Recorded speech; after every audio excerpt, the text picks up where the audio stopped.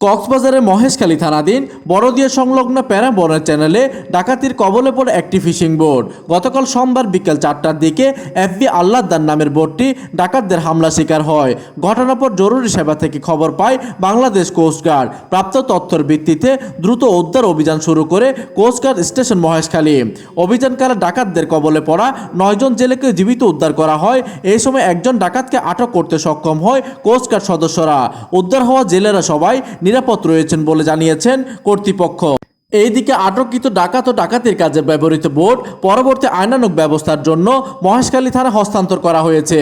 উপকূলীয় এলাকার নিরাপত্তা নিশ্চিত করতে কোস্টগার্ডের নিয়মিত টহল ও অভিযান চলমান থাকবে বলে জানিয়েছেন সংস্থাটি। প্রতিনিধির তথ্য ও পাঠানো চিত্রে ডেস্ক নিউজ, দিগন্তের বার্তা 24, মহেশখালী।